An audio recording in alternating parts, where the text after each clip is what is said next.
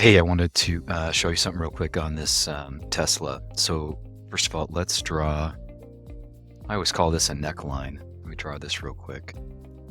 So this is considered a neckline. The reason why I started it right here is because this was the all-time high back in like November, I can't really tell, October of 2021. So the other thing to remember too is the longer these necklines, the better. So this is a multi-year neckline, so that's ideal. Now you can see price right here. It's already broken out quite a bit since I sent you the screenshot, or at least when I first noticed this the other day. But I want to do this video just real quick because there's a couple different scenarios on what price can do. Now, based off of the looks of this, the way price action is going, it looks like it's just going to continue up versus going down. But let me give you the worst case scenario. So remember, we call these false breakouts and these horizontal breakouts, which is what this is considered. False breakouts are common. But again, just imagine if price wasn't up here. Let me get rid of that. So a lot of times when price will get up here, sometimes it'll come back down here, right? And then boom, something like that, okay? But in this scenario, I feel pretty good about it. But regardless, let's say that you buy in now, and we'll talk more later about where you would put that stop loss, but that stop loss would be something right below that neckline. Remember, when we buy in, we're going to do a little buy.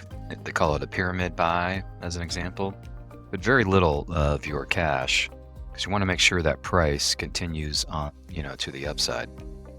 And then in the event that price, comes this way, right, your stop loss will be automatically triggered. So that's the absolute worst case scenario. Now, here are typically how these work. So this is one of 3 different scenarios, right?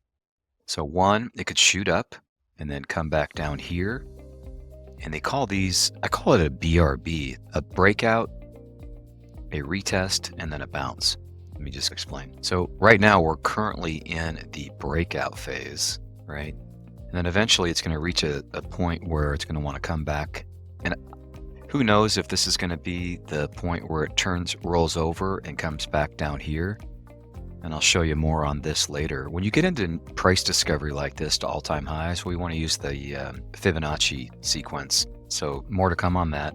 But regardless, this is very common. A lot of the smart money will start to nibble in now, but in the event that price comes back here, this is when the big money, the smart money, backs the truck up and goes in. Again, they call it a retest, or the official term is called a pullback. But I've seen these so many times. Again, we've got a breakout, and then this is a retest, aka a pullback, and then you've got the bounce. So this is scenario number 1. Let me get rid of this. Scenario number 2, get rid of this guy. Why is that not going away?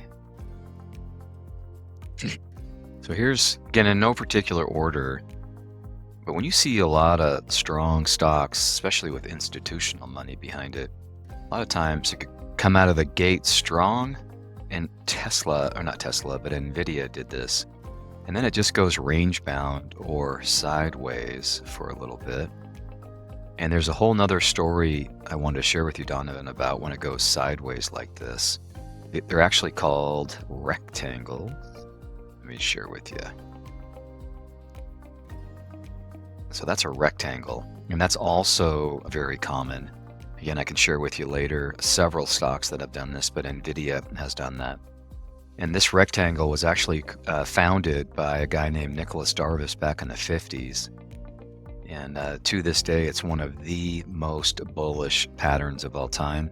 And still, at the end of the day, it's still a horizontal breakout, just like this, the neckline. So there's the second scenario. So let me delete that. And I'm almost done, my man. And then I'm just going to overlay some Fibonacci, horizontal Fibonacci's. Wow. So by the way, when you layer in a couple extra, and I'll walk you through these, okay?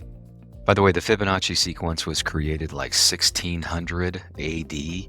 Yeah, 1600 AD. The entire universe is built around the Fibonacci sequence, even the Mother Nature, our bodies, things like that. It's absolutely crazy. But even though it was created centuries ago, it's still used very much in trading. So with all that being said, I want to show you this. I'm almost done. But you see this 1.618 and the price is at $961 and currently price is at 460 or 436.